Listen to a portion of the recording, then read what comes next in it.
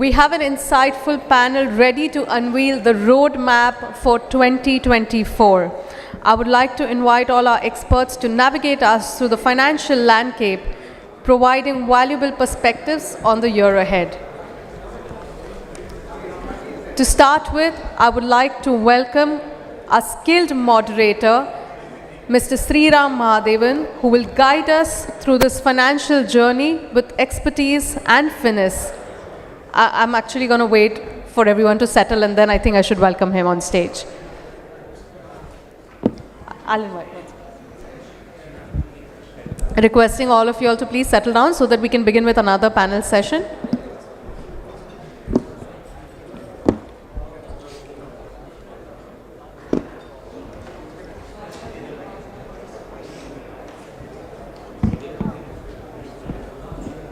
I'll wait for everyone to settle so it's easier. All right, thank you.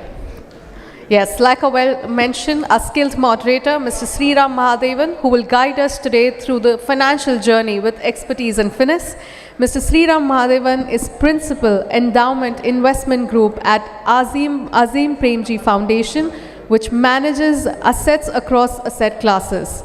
The endowment oversees economic interests of about $30 billion and is mandated to support the initiatives of Azim Premji Foundation for Development, an operating NGO, and Azim Premji Philanthropic Initiative, a grant-making NGO. He has been in the present function since 2013, prior to which he was a part of the Wipro Treasury for 2 years. He has an overall work experience of about 30 years in the financial sectors, and prior to joining Wipro, he's worked with Dalal and Brocha, DSP Merrill Lynch, and Wealth Advisors. Mr. Sreeram holds a charter from CFA Institute, US. Please give him a huge round of applause and welcome him on stage. Joining the panel discussion, we have Mr. Prashant Pimple, Chief Investment Officer, Fixed Income Baroda BNP Paribas AMC. Mr. Pimple is the Chief Investment Officer at Fixed Income at Baroda BNP Asset Management, overseeing fund management, fixed income research, and team governance. With over 22 years of experience in financial services, he previously served as CIO Fixed Income at JM Financial Mutual Fund and worked extensively with Nippon India Mutual Fund, Fidelity, ICICI Bank, and SIDBI. Mr. Pimple holds an MBA from Jamnalal Bajaj Institute of Management Studies and is a commerce graduate from Sydenham College. He also carries the title of ACTM from the Institute of Chartered Financial Analysts of India. So please welcome Mr. Prashant Pimple. Next we have joining Mr. B. Prasanna, CFA, Group Head, Global Markets, Sales, Trading and Research, ICICI Bank Limited. He oversees economic research, trading and sales of treasury projects. Joining in November 2016, he was previously CEO of ICICI Securities Primary Dealership.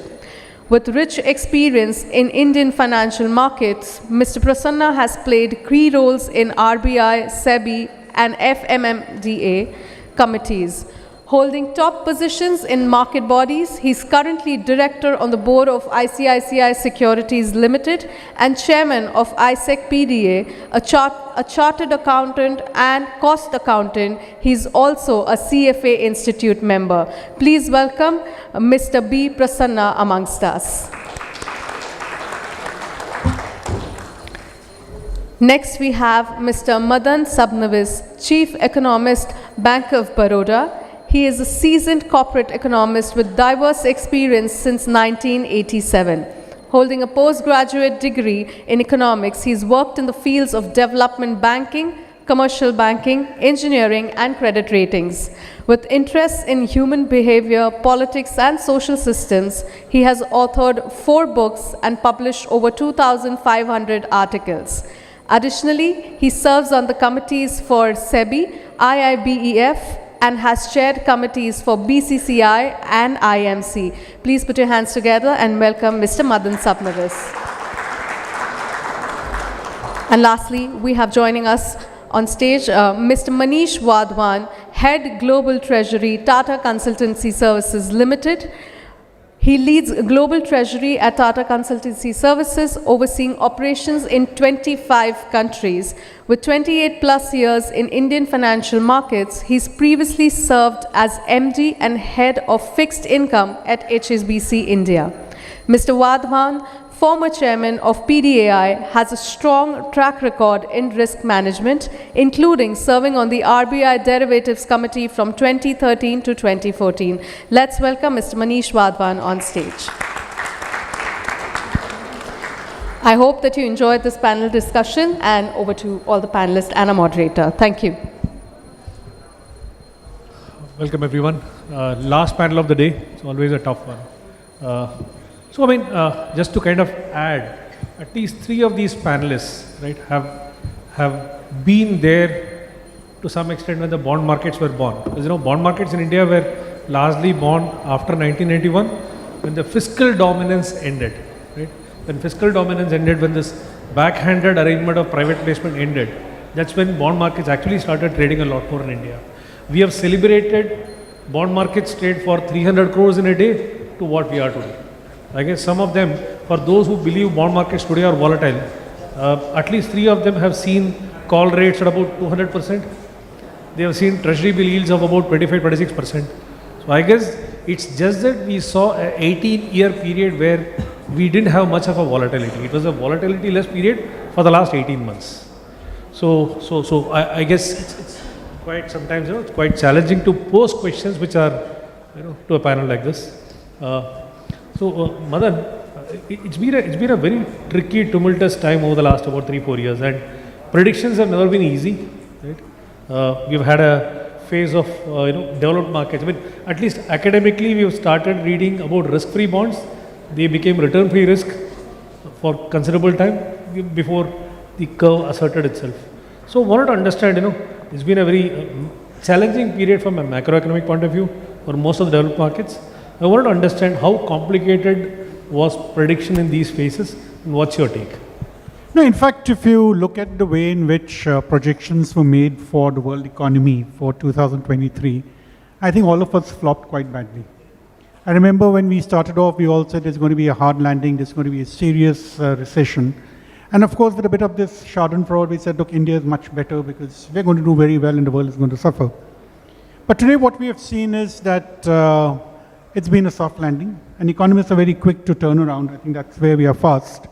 So we said that, okay, all the economies are not doing that well. US has done much better than what was expected. We're talking of growth of around 2.5% or so. I think with the exception of Germany, we're not really talking of negative growth in any of the developed economies. And I think just as what economists tend to do, you start making prognosis for the coming year. So I think now the view is generally that, things are going to be tough in 2024. Things are going to slow down now because we have seen quite a bit of investment which has taken place in the West, notwithstanding the fact that the Federal Reserve has increased interest rates.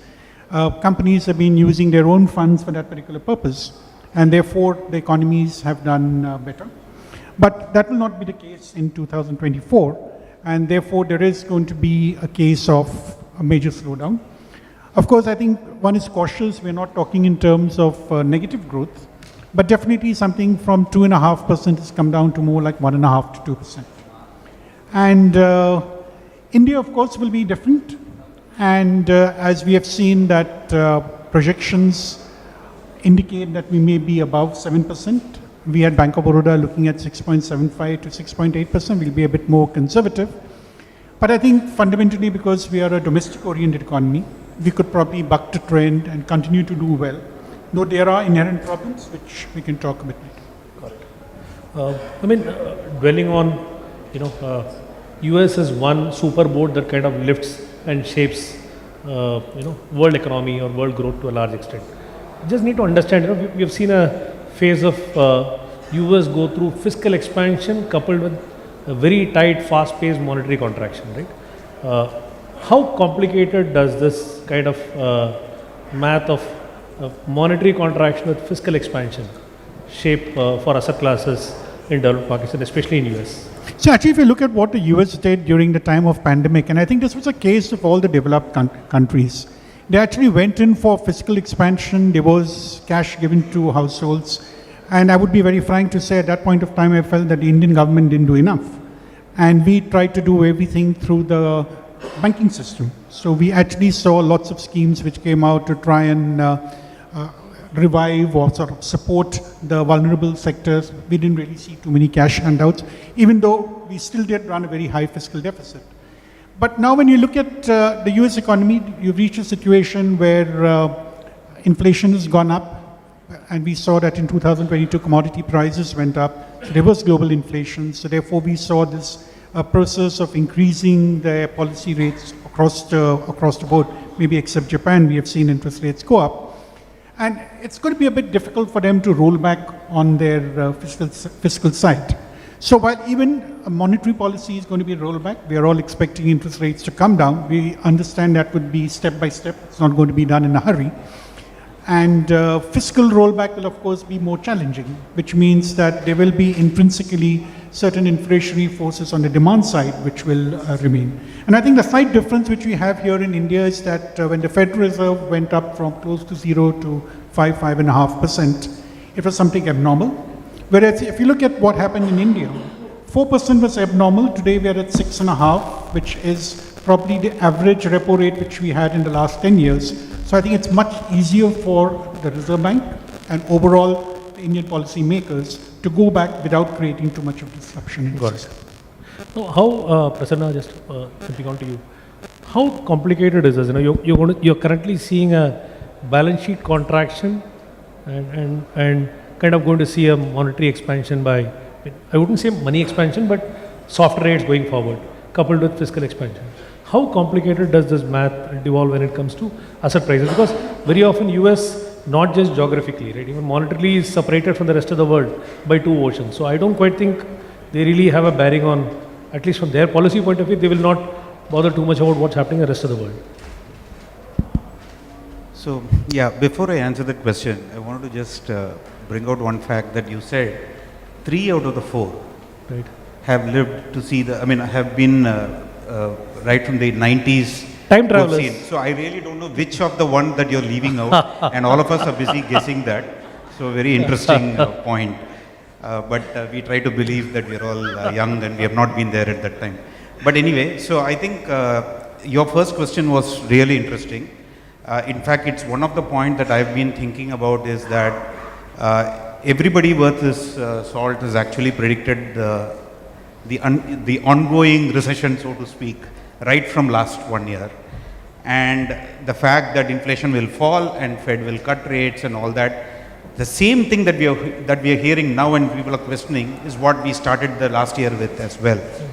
And I think the reason why we actually, most of us got it wrong in our predictions was because of the fact that we didn't realize that monetary policy was trying to solve a fiscal problem. And with the kind of fiscal expansion that we have seen in not only the US but in the European economies and in other economies, the kind of fillip that it gave to growth was just humongous. And also add to the fact that the labor market was so tight because of immigration and those kind of issues out of the US, we didn't see all of this coming. But hopefully, as we speak right now, I think with inflation, at least on a run rate basis, though it's still not on a Y-on-Y basis close to 2%, which is what the US Fed is targeting, but on a run rate basis over the last 6 months, it's close to 2.5 or so. People, kind of hope and think that the Fed will be cutting rates soon. And this year, I think, like you rightly said, the challenge is again going to be very similar in nature as to, I would say there's a lot more policy volatility this year than there was last year. Because once we saw the trend last year, I think most of us knew Fed is going to hike every meeting. But this year, the interesting thing is it's now trying to guess what is there in the Fed's mind and in the governor's mind and in the various people's mind. Because at some point of time, they have actually evinced concern on the higher for longer theory, which basically means that if they keep interest rates longer just because inflation is higher, it's going to hit you at some time. So there is a concern that interest rates are higher. And that came in for the first time in the December policy, and that's why the markets have kind of reacted the way it has reacted. Maybe the markets took a mile while Fed was trying to give an inch. You can try to, argue that way. But I think this year is going to be very key with respect to when the Fed starts cutting rate, how much does it cut, and what does it do to QT. I think the answer, according to us, is going to be that they start sometime in June. Not before that. The market is pricing sometime in March or maybe May.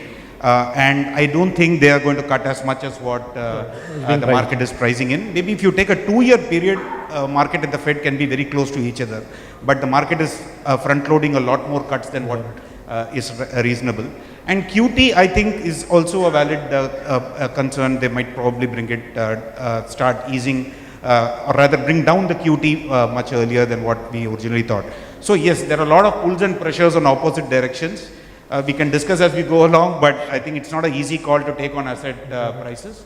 But maybe I think I've spoken too much right now. I'll come back and give my comments later. Yes, yes. No, since Prasanna has spoken of QT, I think this is very interesting because when we had the panel discussion on equities, we're talking in terms of lots of funds coming into India, and instead of 20 billion, we can get 40 billion. We should remember that when we got high amounts in 2011-12, we had QE going on. That's right. Now that easy money is no longer going to be available, and I think all countries will have to fight for that particular side.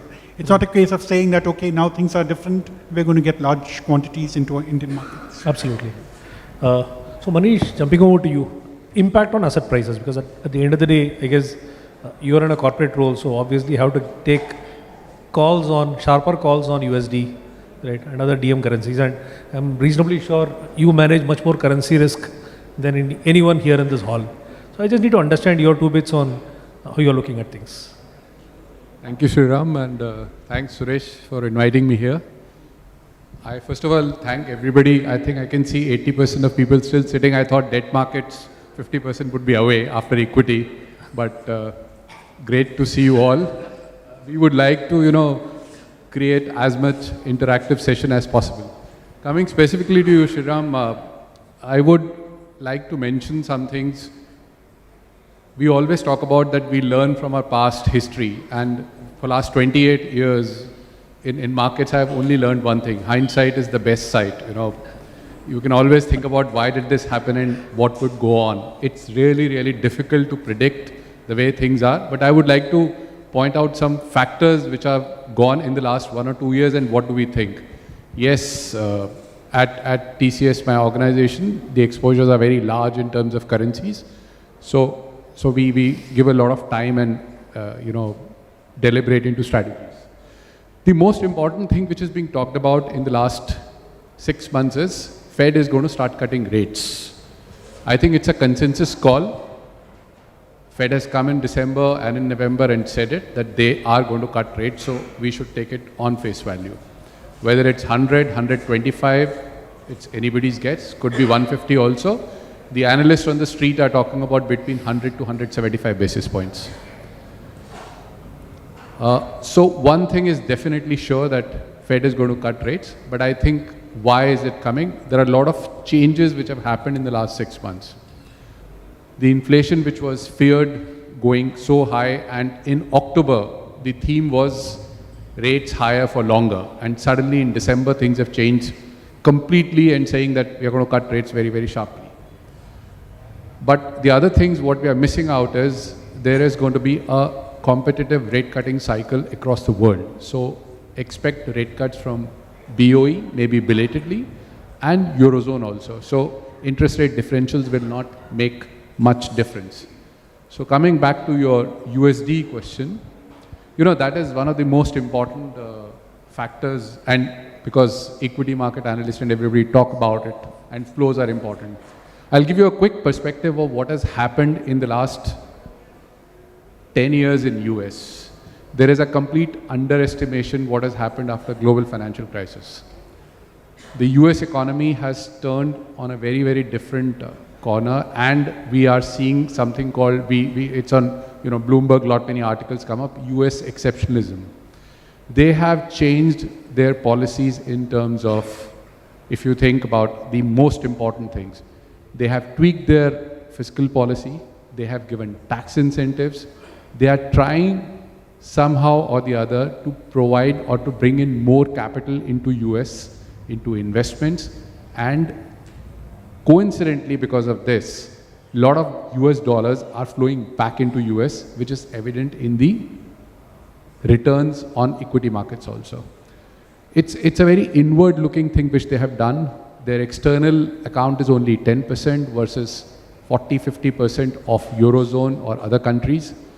So there is a complete misconception about this fact that, you know, US is lesser powerful today. I think post GFC, they have changed track so drastically that that's a far, far resilient, superior economy. One of the other things which changed was they have become net exporter of oil. So energy security, they have completely turned around. It is the only economy, the shale revolution, what we talk about. Beyond that, I'm just, you know, suing all these factors because the most important thing which people are asking is how much USD is going to depreciate or weaken and how many flows do we get. Because of all these factors, what I'm laying down, I think historically just copying pasting that DXY long-term averages is 95, so we'll see a 5 to 7% depreciation more. I think it will be a mistake somewhere to expect that kind of dollar weakening across the world. This is also coming from the fact that Eurozone is not doing so well. If we are talking about a recession in Germany, or for that matter, if you look at what is happening in the UK economy, growth is at 0 and inflation is at 7. So on what basis GBP should strengthen? Lastly, and but quickly, there was this perception that, you know, China would come into play and CNY would become the currency of choice.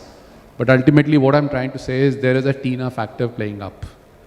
At this point of time, dollar is king, and the assumption what markets have that dollar would weaken very sharply, I personally feel it may not materialize as much as markets expect.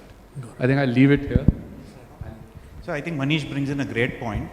The formula thinking is to say that once interest rate cut starts, dollar will weaken. So, but I think this year it can play out into two parts.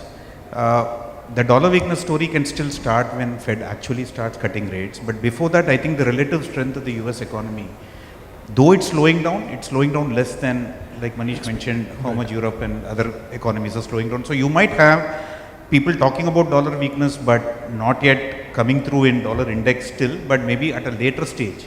It will start out at some point of time when the relative, when 5.5% one day yield goes down to something like 3.5 or 3.75, that's when the real dollar weakness can, or the expectation that can start. Yes. Yeah, just one quick point. I think one thing which we can take for granted is that it may not be a dollar appreciation. I think that is something which affected us a lot last year for a large part of 2023. That's something which definitely will not play. Now, whether the dollar euro will go to 110, 112, 115, I think that would be a matter of debate, depending upon at what point of time we see the Federal Reserve lower the rates. Got it. You know, the interesting point which comes out is, you know, when it comes to financing gap, oftentimes, you know, it's not an absolute amount, it's always a vector. So there are times where financing a $30 billion would be a struggle, whereas there are times where financing even a $60, $70 billion would be with ease. Now, at the time that we are seeing, you know, US kind of go through a phase like this, what would be the best course of action for an emerging market, especially India? How would you kind of pace India's fiscal policy if you are a policy maker? What would be the best strategy that you would kind of look for? See, actually, if you're looking at India, for example, I mean, talking of fiscal policy, I think one thing which is very clear, something which has been reiterated by the government and the finance minister repeatedly, is that we are on the path of fiscal prudence. They're looking at that 4.5% fiscal deficit number. That is kind of sacrosanct. So I think in a couple of years' time, we'll be reaching that particular number. But is that the ideal kind of number? I think we should remember that we have always been targeting 3% of GDP. Today, we're actually saying the best we can get to is 4.5%. So the journey is much longer.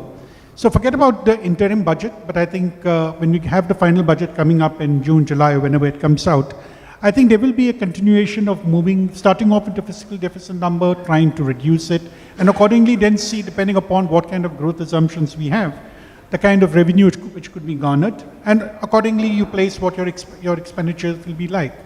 One thing we should remember is that the Indian government in particular has gotten a lot of flexibility on account of COVID, because if you remember, our fiscal deficit number was always in a single digit number. I think during COVID, we actually increased it, and today when we are saying we are at around 6%, and we are talking of a large size of the economy, you're able to borrow, have a fiscal deficit of 17 to 18 lakh crores.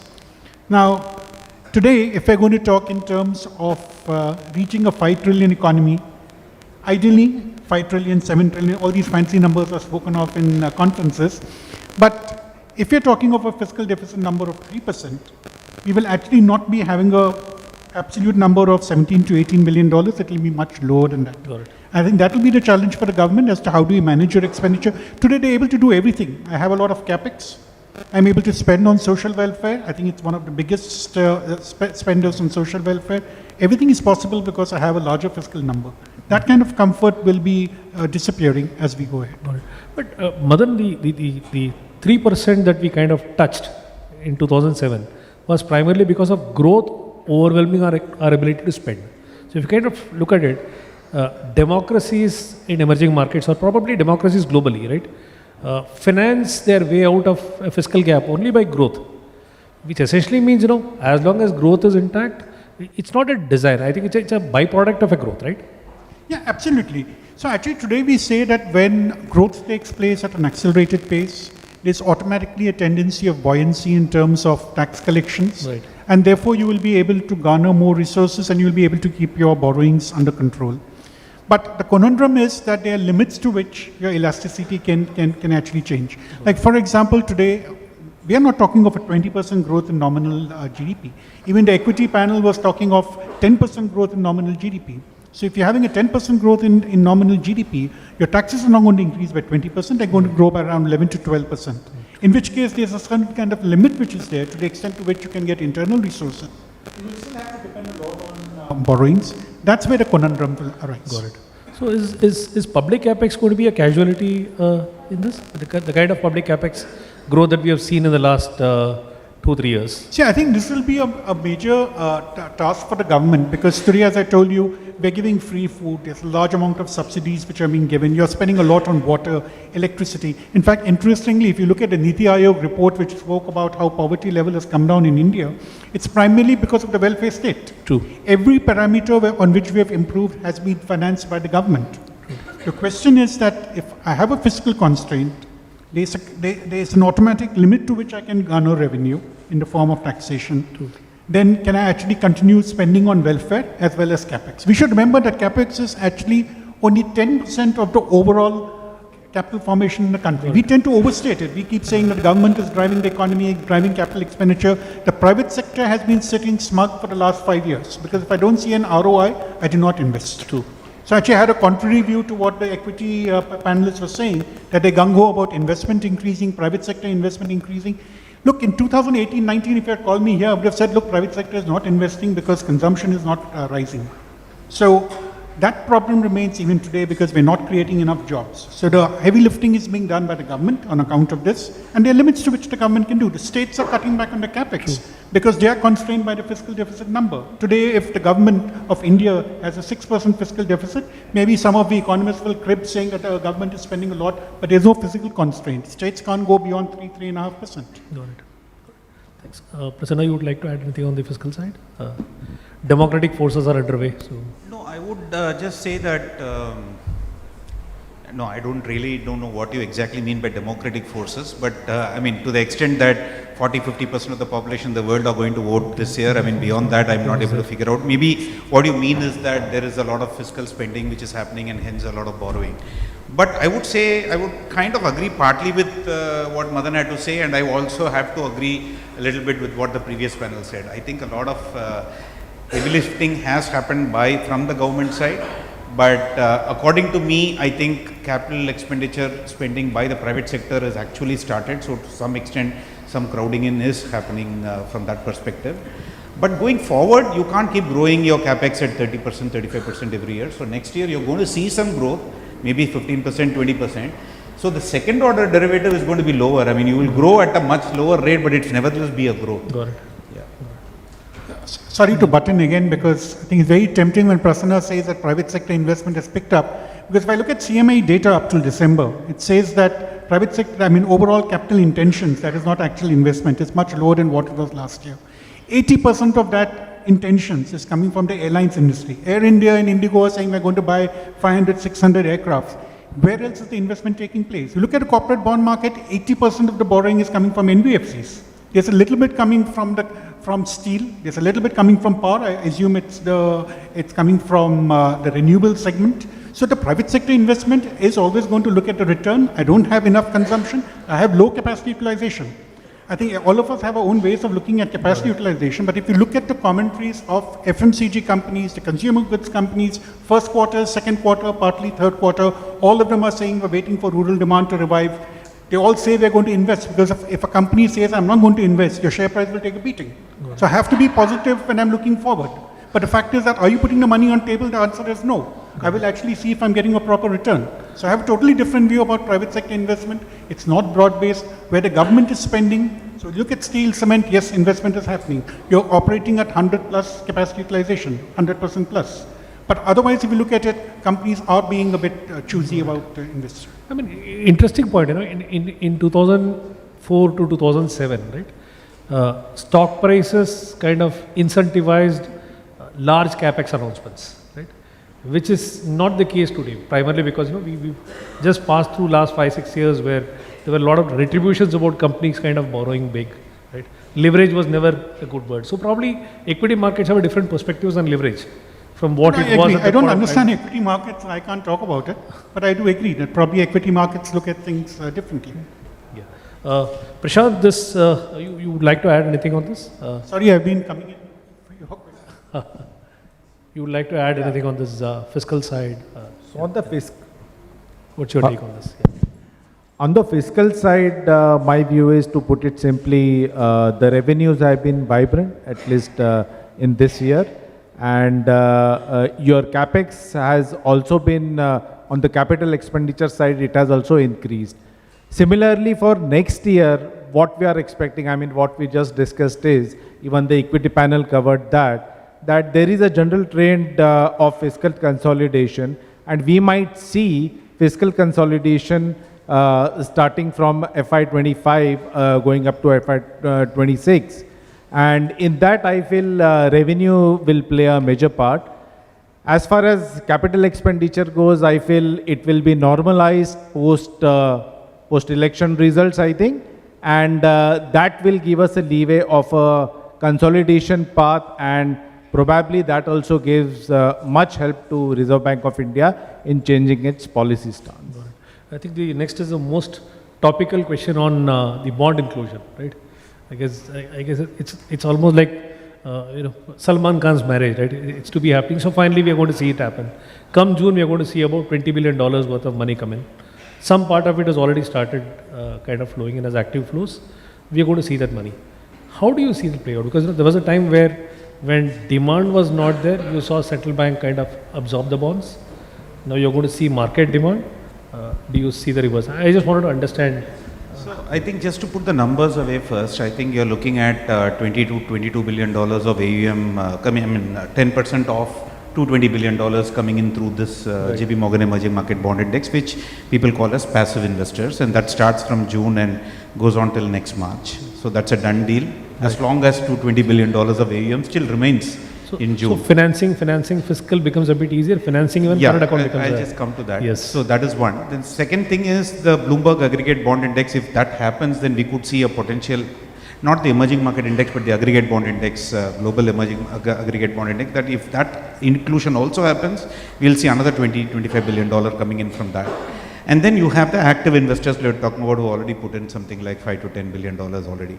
So net, if you take at least $30 billion of money coming into next year, yes, it is around 1/6 or 1/5 of 1 year's borrowing program.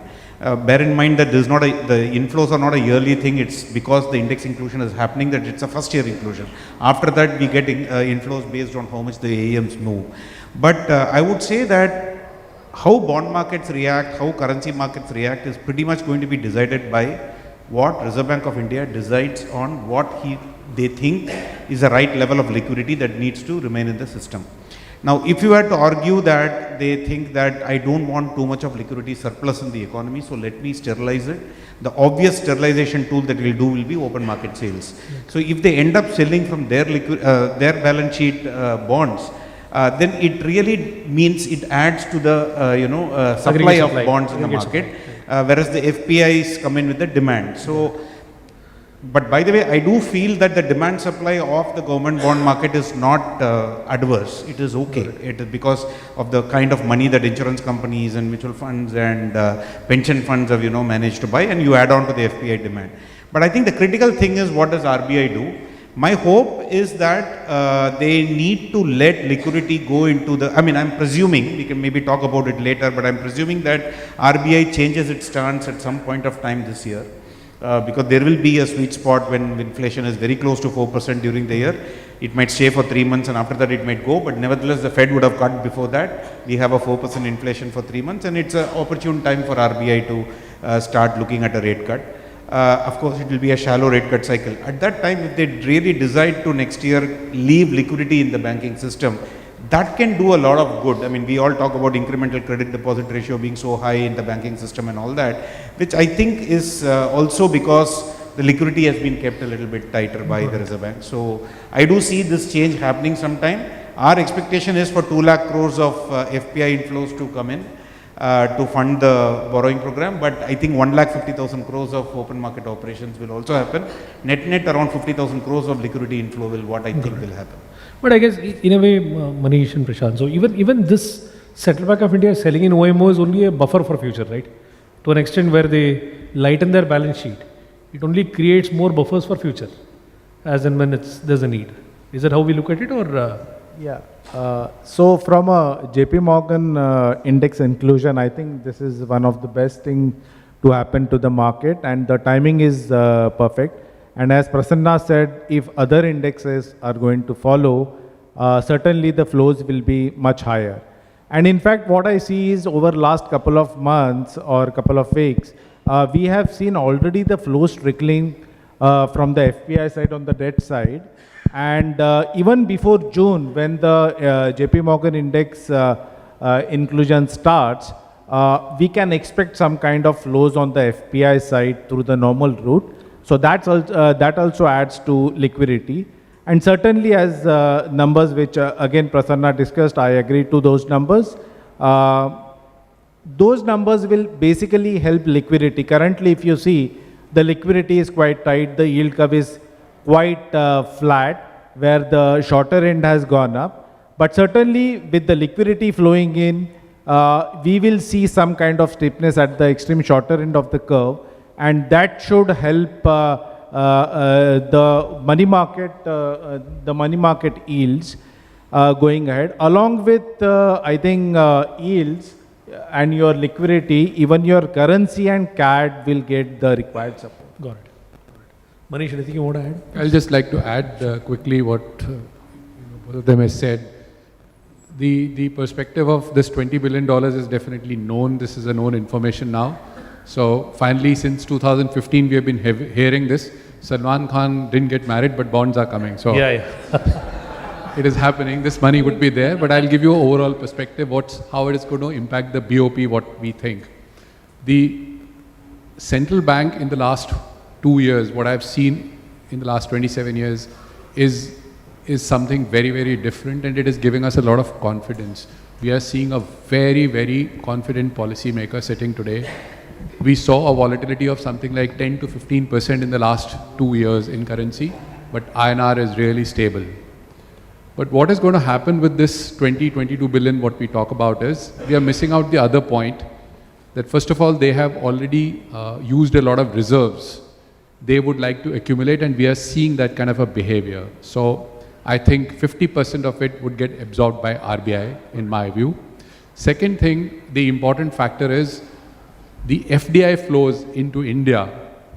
If we look at 12-month trailing basis, we saw a peak of $44 billion. Today we are down to $13 billion. So what is happening is, at some place the dollars are flowing in extra, but on the other side we are seeing a massive slowdown. That could catch up in the next 3 quarters, 4 quarters. To sum it up, what I'm trying to say is, don't expect, at least we don't get too excited about it, and it's beneficial for companies like us. Got it. Because we are seeing a stable currency regime. It helps us to manage it very, very effectively. Don't expect rupee to appreciate so much. We don't expect rupee to appreciate so much because RBI would absorb. And on the other side also, there is a high possibility, what Prasanna was mentioning, they would have to conduct, or they might conduct, the OMO. So I think it's going to be a very, very stable kind of an environment with that 50 basis point rate cut, whatever everybody is anticipating in the next 6 months, 1 year maybe, it happens. But don't expect very large moves either in currency or on policy decisions. Got it. As we speak, I think, I just saw that election dates have been announced, not precisely, but April is when they are kind of taking a call on, so 16th of April or so is what they've kind of indicated. So democratic forces are underway, right? We've already seen a wave of competitive populism which started, with state elections. At least announcements came in, right? We are yet to see something meaningfully coming in from center. I think there was a reference to K-shaped recovery, even as we spoke. Neelkant also referred to the K-shaped recovery. I just need to understand, what's your take on state finances, and where do you think this will start impacting a lot more on yields, aggregate yields in the market? So actually, if you look at state finances, A, there's a differential picture when you look across states. And B, I think on account of the FRBM norms, I think there's a lot of discipline which has come in as far as the fiscal deficit is concerned. But I would say that is the final indicator of saying that how well are you managing your resources. Now, the fact remains that the quality of expenditure is something on which there have been a lot of doubts which have been raised, especially if you're looking at certain states which seem to be a bit more liberal when it comes to social welfare programs. But I think we need to use the same yardstick as what the center does. If the center can spend on social welfare, is it something wrong for the states to spend on social welfare? Let me give you a couple of examples. In my earlier organization where I worked in Care Ratings, we used to meet the finance secretaries of different states. And I remember some of the finance secretaries saying that if we're giving free sewing machines to people, is there anything wrong in it? It's actually helping the sewing machine industry. The same thing happens when I give laptops and iPads and bicycles. So therefore, there is always a productive activity which is taking place. And therefore, we should not be spurning this thing saying that these are freebies which are being given by states. I think all governments are doing it. Because unfortunately, as I said in the beginning, didn't want to delve on it because this is not the forum for it. We have not been able to create a kind of jobs which creates a sustainable income through which I can keep my consumption ticking and then the investment cycle going. So I think there's a lot of support coming from the states. So I think the way I would judge the states is that, are you adhering to the 3.5% fiscal mark? Got it. I think most of them are doing so. Got it. Are they compromising on capex? Yes, definitely they are. And that's the kind of cost which we pay for it. Got it. As long as they stick to that, is it right to imagine that spreads are not too much at risk? Is that right, Prasanna, Manish? Or Prashant, you can also add on this, if you'd see. So, states is an interesting topic, in fact, from taxes and revenues and expenditure perspective. In fact, what we have seen on the central balance sheet, exactly opposite has happened on the state balance sheet, with their fiscal deficit slightly moving up. The fact is that the revenues have plunged and the capex under state balance sheets have gone up. And this has resulted in some higher borrowing, and that's why of late in past couple of months we have seen spreads also going up. I feel next financial year will not be any different from this year, and we will see spreads around elevated levels in state development.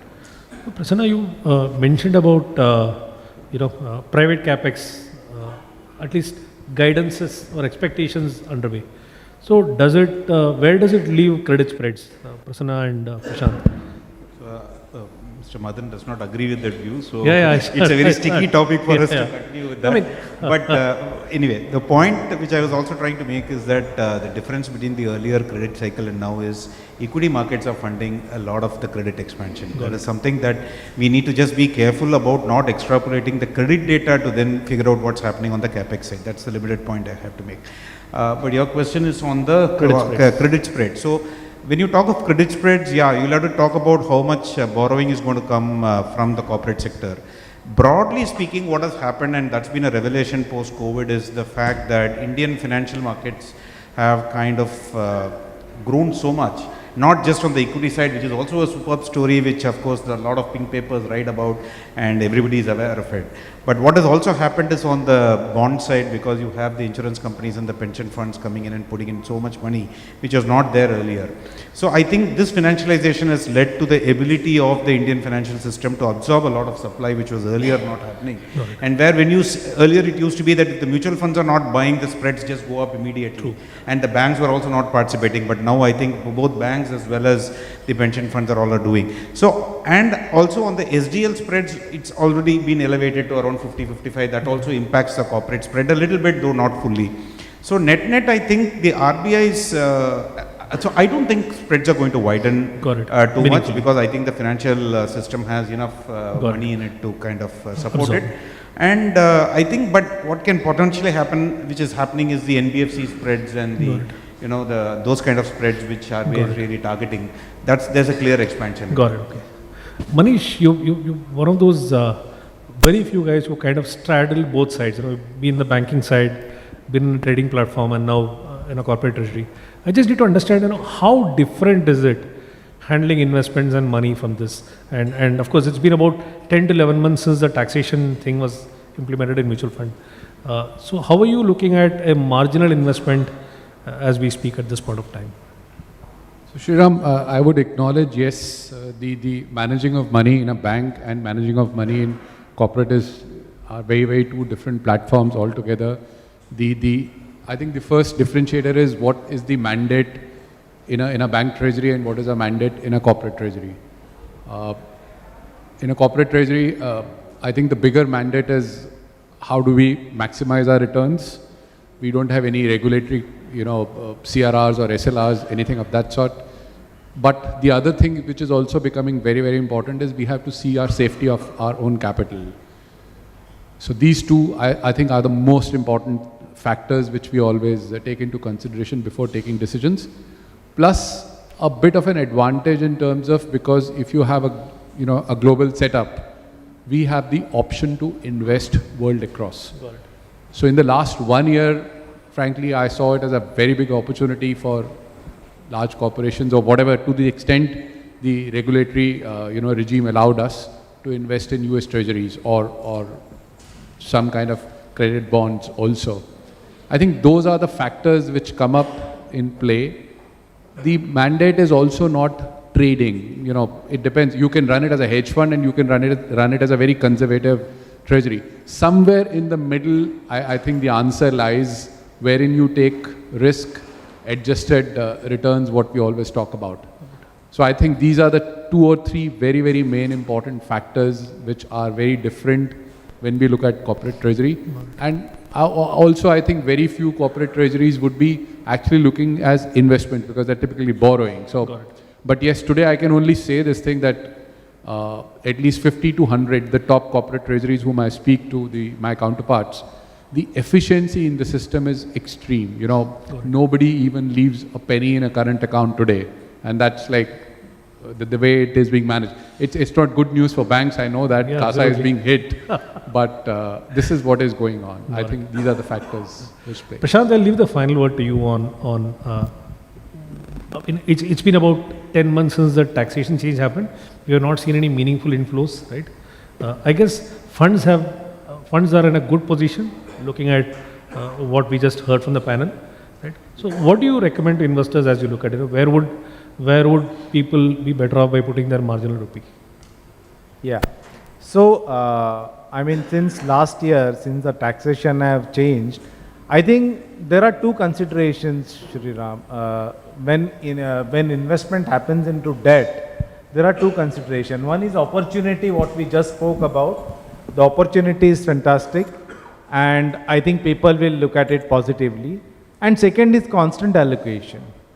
When a question of constant allocation comes, let me just tell you about some categories of debt mutual funds delivering between, say, 7.5 to 8.5 kind of returns over last 10 years. in different categories. I'm talking about sovereign and corporate bond AAA categories. So this fund has the potential to deliver return on a consistent basis. Only thing is there has to be a constant allocation in any of the portfolios. Now, as against other funds, say equity funds and all, debt mutual funds typically have certain advantages. One of the biggest advantage what it has is liquidity. Second is obviously diversification, which is being mandated by regulator. And third is basically you can do your tax planning or cash flow planning accordingly, be it an open-ended fund or a closed-ended fund. Certainly it has its own advantages. It's not only the tax advantages which for which the people used to invest into this kind of schemes and debt funds, but it was also all these advantages put together along with opportunity. And I think along with opportunity, all these advantages still remains in the fund. So that should certainly attract funds on the debt side. From a advice perspective or recommendation perspective, certainly investors have to increase duration at this point in time. In fact, there were times at around 747, half of 10-year yield, when the opportunity was better than this. But now also the opportunity is there. Yields will be range bound for a while till the time RBI is quite tight on liquidity, or the view on liquidity is not to loosen it up. So I think people should slightly look at increasing the duration of their portfolios and invest into funds like short-term fund, dynamic and gilt funds. Got it. Thank you. So just to summarize, I think India is in a much better place. I guess that's something that resonates from equity views as well. I think financing gap is becoming easier on the fiscal side as well as on the current account side. I guess fixed income funds, Prashant opines, will deliver fairly decent value for the investors as we go along. And even on the fiscal side, we don't expect much of a slippage as we speak. Spreads would be reasonably well behaved. And as regards currency, I think we are going to see a fairly stable currency regime, which is what has been the case right now. And thank you so much. And are we taking any Q&As? Yeah. So yeah, we're open to questions.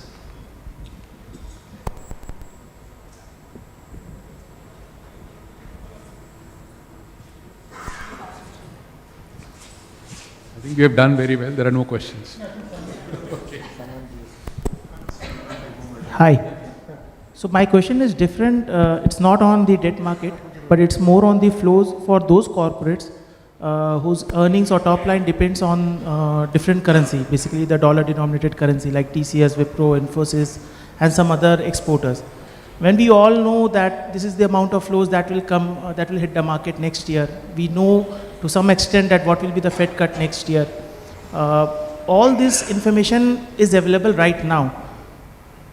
These kind of companies, say for example later on, when dollar kind of depreciate and rupee appreciate, how do the corporate treasurer take the stance or take the defense that you knew all this thing beforehand, but you couldn't do much to protect your top line or your bottom line? So what could be in general the policy to safeguard the currency risk when you know the rates, the flows, a lot is kind of known? In the hindsight, we can go and say, okay, we knew that RBI didn't absorb much, it allowed currency to appreciate to safeguard on the inflation side. So that could be one of the reasons, one might say, that because of the crude was going up, so on the dollar side, RBI didn't absorb much, it allowed to flow through liquidity and blah, blah, blah. So what could be the commentary which a corporate treasurer would give to the management when it goes against their call? Say for example, you have not hedged it, or say for example, you have hedged it and it goes other way around. So what could be the way to explain to the market, to the analyst or to the management? It's your question. No, I really appreciate your question. It's a very good question what you asked me. I hope I'm able to do some value addition on this part. See, as a corporate treasurer, my first advice to you would be, at any point of time, as you said, the information is available in terms of projections, in terms of what has been the past. You have to put down all the numbers in terms of the risks which you are carrying, in terms of the currency risk. And the next level is always you determine or you advise your management how much of hedging exposures you should be doing. That varies between 20% to 100% in different kind of organizations. There are organizations which completely punt as promoters decide, okay, let's not do anything, let's do 100%. In my view, it's a very, very risky strategy. You should always have a minimum hedging program in terms of your balance sheet, in terms of your revenues, in terms of your expenditure. Don't try to take calls whether rupee dollar would be at 82 or 84 or 87 or 80. That's not a corporate treasurer's job. You can obviously, I also said that I expect this kind of a thing, but there is a full-fledged hedging plan which goes on. Also, when you have exposures in other currencies, so, I'm just adding on a bit more to it. Rupee dollar is a currency which just has constantly depreciated in the last 30, 40, 50 years. So I'll just give you a number. 1947, the dollar rupee and dollar CNH used to be nearly at par. Today dollar CNH is at 7 and we are at 83. And this argument which is given by so many people that if rupee depreciates, if the currency depreciates, will be more export competitive, that doesn't hold. This data doesn't hold at all. There are so many other factors. So rupee dollar is a currency which is constantly declining, but what we see also history is whenever it declines by 10 to 15% in a very short span of time, then you see bouts of stability. Maybe we are heading towards that, and we have seen it in the last 1 year, because from 75 to 83 in 1 year, and then you might chug along for next 2 years here also, God knows. But then there is another set of currencies where corporate exposures are there, like Euro or GBP. There it is like this. So what we saw, GBP INR at 91, today we are at 106. It can go back to 100. The point what I'm making is different exposures in different currencies. If you have some exposures in LATAM, please study those currencies, how do they move in different kind of regimes. Make a hedging plan, and then hedging effectiveness also has to be done. The ratios can depend on what you're able to sell to your management. And one last piece of advice, just don't go by structures which the bankers tell you. They will sell anything to you and the outcomes can be very, very different. Do your own testing of those models and you will realize where I'm coming from. I think I'll leave it here. Thank you. Typically, what's the cost of hedging?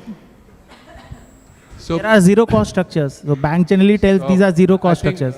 What Madan you are asking me is, at the moment, the walls are at their lowest. Like they're at something like 1.5%, or when we look at hedging the other currencies, the walls are at their lowest. You have to use a combination of forwards and option strategies to deliver what best. And it will be different for all organizations. So there is no one solution for all kind of organizations. The exporters would hedge in a very different way. Importers would hedge in a very different way. And it also depends on what kind of exposures you have in different kind of currencies. Prasanna, you have... Yeah, let me just quickly add on the fact of the question, which is basically all information is available in the public domain, so how do people take a call? All information was available yesterday, Reliance was at 2750. All information is available today, same Reliance is at 2650. So the equilibrium at which market thinks the price is worth changes. And that is why you should also, keep changing your views as you go ahead. So I think that is the significant thing. And another thing I want to say is, like, obviously INR is a depreciating currency and people expect some level of depreciation. But then what you as a corporate would be looking at is how much do you think it depreciates versus what is priced into the market. If you go and buy a forward, you would probably have to pay a premium of say 2 rupees or 2.5 rupees. So the question is the rupee going to depreciate as much as what is priced into the forward market is the question that you have to answer. Not just whether rupee will appreciate or depreciate. Yeah. And I will sidestep what Manish tried to tell. Yeah, I think there's one more question.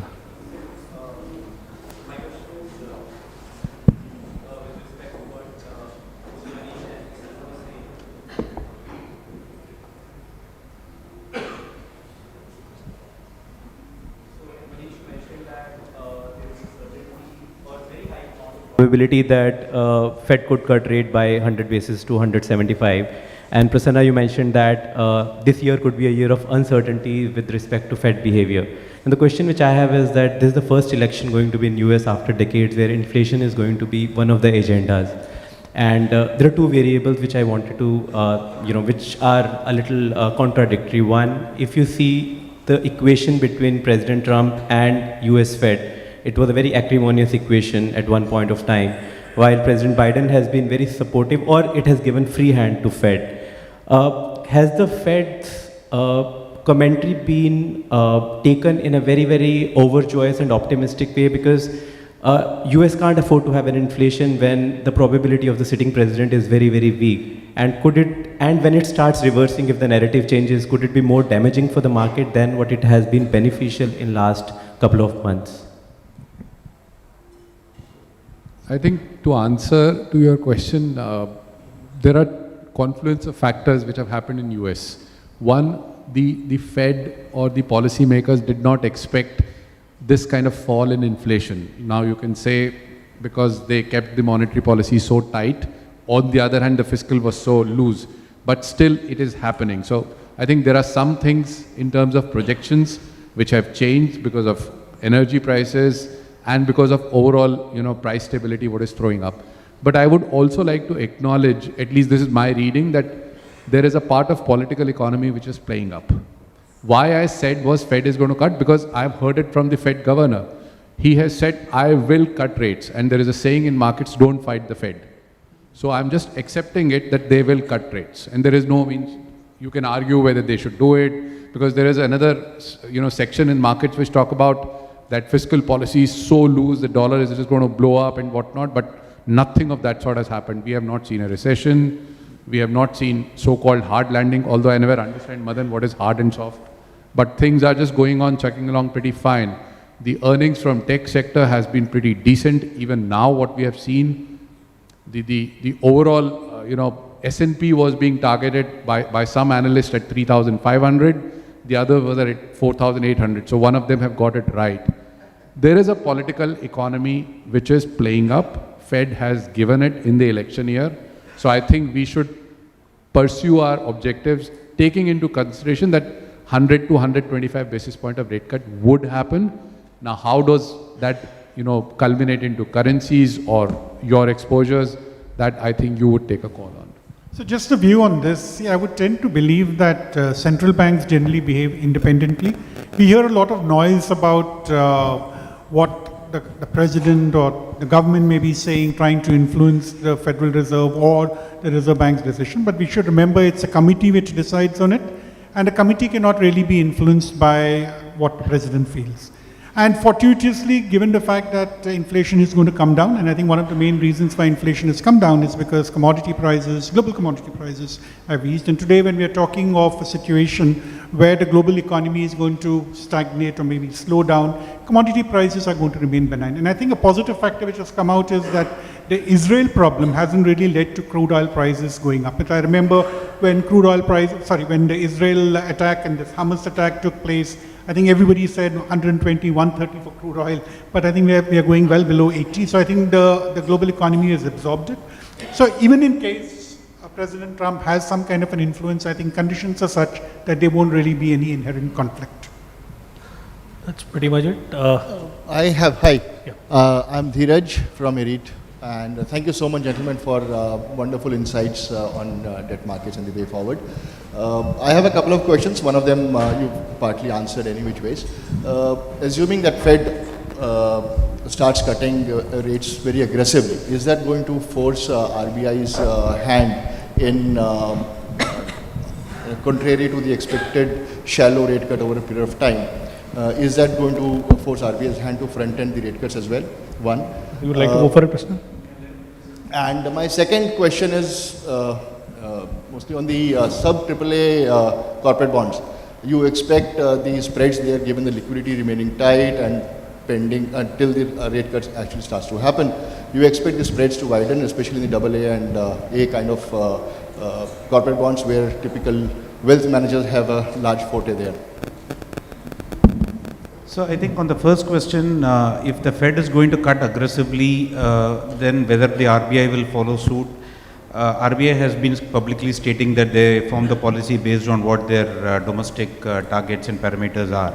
And if you really look at our own inflation, I think the target of 4%, like I mentioned briefly in my earlier talk, is going to just be there for 3 or 4 months, and then it's going to go back up towards 4.5–5%. So unfortunately for us, the space to cut big is just not there. Bear in mind that the Fed went from 0 to 5.5, we went from 4 to 6.5. So to that extent, the downward move in rates also will be much more muted. So we are currently penciling in something like 50 basis points of rate cut. At best, if you're lucky, you might get 75 basis points, but nothing more than that. And if the Fed goes to something like, I mean, I don't see a situation where Fed can go below 3% in a hurry, but maybe at that time we'll have to look at our own inflation metrics and see what really is required at that point of time. The second question on spreads on AA. Spreads on AAA corporate bonds. I would say that typically corporate bond spreads compress, especially on the AAA side, when you reach a stable level of repo rate, stable level of policy rate, and there is surplus liquidity. I think both of the situation is not there right now. So I would say that the first move in the interest rate curve will happen to the government bond curve. That's when the expectations of 6% repo or 6 quarter, 6 half, and then maybe 5.75 also comes in. So you will see the 10-year yield maybe moving down below 7% at some point of time in this year. And after it reaches a level where people take a call that it's not possible for repo to go any lower or for government bond yields to go any lower, that's when the spreads start compressing. So initial part of the move, the corporate bond yield curve and the GSEC yield curve will possibly move in parallel. And after we see that move, you could see some level of spread compression, but some time away. Yeah. On the corporate bond curve, I think your question was sub AAA. Yeah. So AA and A. yeah, no problem. So sub AAA curve behaves very fundamentally. I mean, it totally reflects the balance sheet over the years we have seen, and I think currently the balance sheets are quite strong. So I don't think so that spreads will widen from here. In fact, at the shorter end of the curve, this thing has already started reflecting.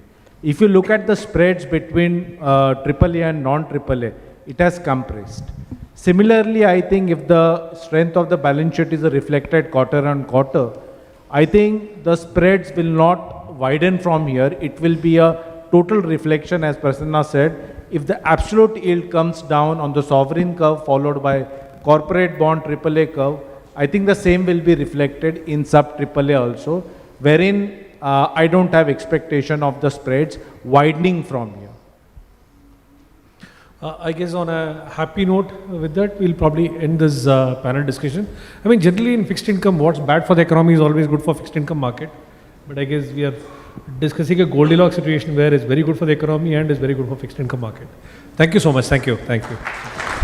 Thank you so much for providing us with your valuable perspectives. Now I would like to request Mr. Suresh Soni, CEO Baroda BNP Paribas, to come on stage and extend a token of gratitude for all our panelists.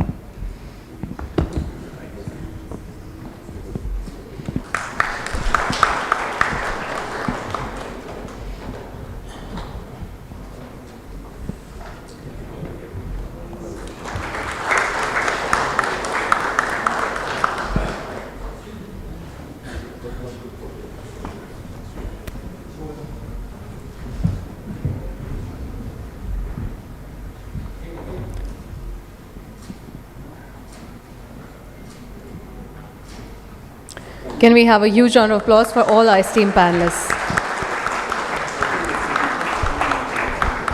Thank you. Thank you so much. Mutual fund investments are subject to market risks. Read all scheme-related documents carefully.